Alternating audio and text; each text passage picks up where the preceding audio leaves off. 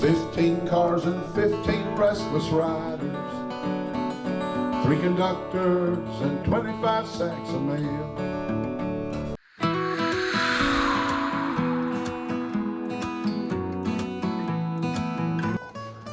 Now, if you weren't doing music, what would you be doing? If I wasn't doing music, I would be probably teaching. I love teaching. What did you do before music? Oil field. I worked oil field 9 years. Oh my. Yeah, had a lot of close calls, friends getting their fingers cut off. A friend of mine got his foot cut off. My brother and I saw 7 or 8 guys get killed, you know, and sometimes the very spot I'd be standing, if I was there, I wouldn't be here now. Just a few minutes difference. So the oil field, it was pretty rough. 7 days a week, some places 12-hour days. I worked offshore too, out of Louisiana. Matter of fact, I was in Lafayette, Louisiana. They brought us in because of a hurricane warning. They put us in the Holiday Inn East at Lafayette, and a guy named Danny Bonaventure, my brother was my biggest fan. He went and got him. He says, "My brother's better than that guy up there playing." And I said, "Don't be telling him that." And he says, "Yeah, he is." So, the guy was super nice. I can't remember his name, but he let me use his guitar. I got up there and they signed me for $500 a week and room and half my food. And my brother says, "Yeah, I got a place to stay now when I come in." And so I never went back to the oil field. I started making $500 a week for Holiday Inn, and they put you in spots, and then it just blossomed into that. Nice. That was the first place I started making real money. And I was like 27. What was the most difficult circumstance you found yourself in? The most No names. most difficult circumstance, believe it or not, the people that aren't the stars are the most difficult. Some of them, not all of them. I mean, the prima donnas that haven't even made it, they're the hardest. They'll step on anybody to get there. And I avoid those people. I avoid them today. I don't even want them being around the foundation. I can tell their attitude. I don't want prima donnas around me and people that don't want to help people. That's okay if they want to be that way, but I don't want to be around them.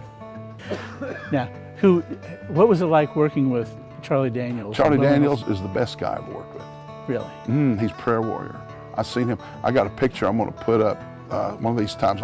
I've got a picture. My buddy's wife, and we were playing in Rockford, Illinois, and my buddy's wife got breast cancer, and she was at hospice. And he was a preacher. I just talked to John yesterday, and he asked me, "You think Charlie would pray for my wife, Trudy?"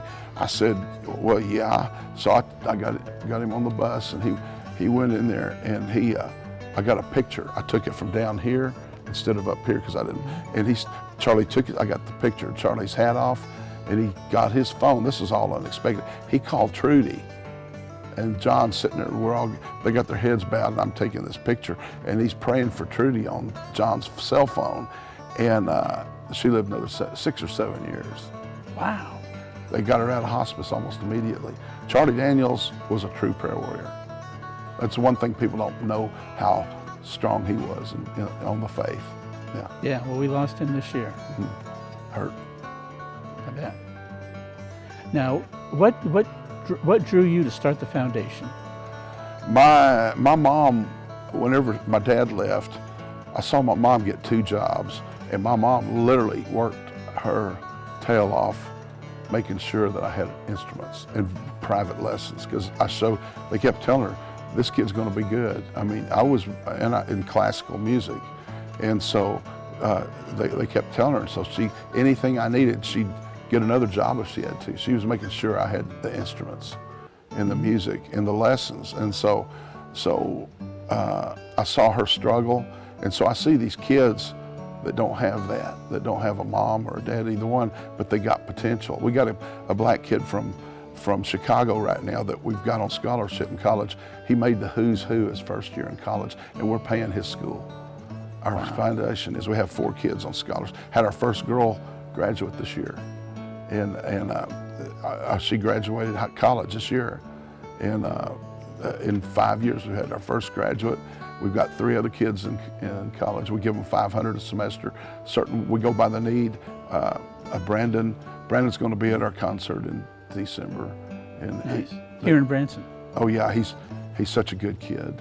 I mean, but we go by attitude, you know, just, we love these kids. I love them, man. I've become attached to them. If he needs something, he calls me. We give him $2,000 of equipment too. I gave him my Taylor guitar on stage 2 years ago. Wow. I give anything I got away. I don't consider it mine. I just consider it a blessing to give it to others. Yeah. So. Now, what sort of contributions does the foundation need? Obviously cash. Yeah, well, we take any kind of instrument. We take, I mean, anything that, we don't care if it's broke. I worked at Gibson Guitar 9 years, and whenever I was having to stay home in Nashville, and we take instruments, we take, of course, cash, we take anything, and just even prayer. We just be a part of us. You want to help somebody. None of us get paid. I don't get paid to do it. We've made sure nobody's on salary. We just help kids, that's all. That's what our goal is. We help kids reach their musical dreams. That's our slogan, helping kids reach their musical dreams. Where do you envision the foundation going? We're just getting bigger and bigger and bigger, wherever the Lord takes it. We're just, I got other people helping me with the head part of it now, because Sunshine Road's part of it. I can just start naming people. You know, I mean, we got 7 people on our board. We're doing real well. Good. Right, we're trying to get it where something happened to me that people can move right in, take it over. And where do you see your career going? Right where I'm at. Yeah. I've pinnacled. Musicians don't impress me, and I'm not saying they're not great or good. Musicians don't impress me. Singers don't impress me. What people say or do, where they've been, don't impress me. What impresses me is if they're givers, if they want to help others. That's all I care about. I don't really care about. I had a friend of mine in L.A. County he's a big time CEO there, and he told me, he says, Jim, and what you're doing, if you got a guy with $1 million over here going to give you $100,000 and wants a little control, and you got a guy over here that's got $10 and ready to roll his sleeves up, take the $10 every time. And that's how I look at it. Money don't impress me. It don't impress any of us, because I want somebody jumping there with me and get dirty. Very nice. Well, we're running short on time, so I appreciate you coming over, appreciate your time. Oh, thank you.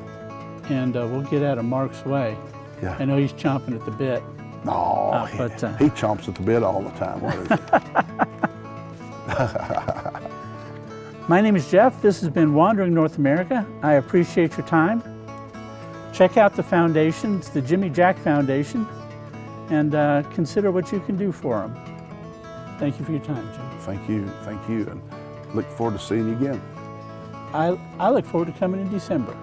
Oh, you'll be there. You're going to meet some great people. We got Barbara Fairchild, Leona Williams, songwriter, Hall of Fame songwriter Glenn Tubb wrote Skip a Rope, Two-Store House. I've worked with them for 40 years. You got the guy that played bass for Johnny Cash, Willie Nelson. They're coming in from, these are all friends of mine. They're coming in and donating their time to play and be with us. And that's just some of them. We got singing going on Friday, Saturday, and Sunday. Well, there you go. If you can get to the Branson area in December, I know the Facebook page already has an announcement for that event. And it's $40 per seat for all 3 days. $40 per seat for all 3 days.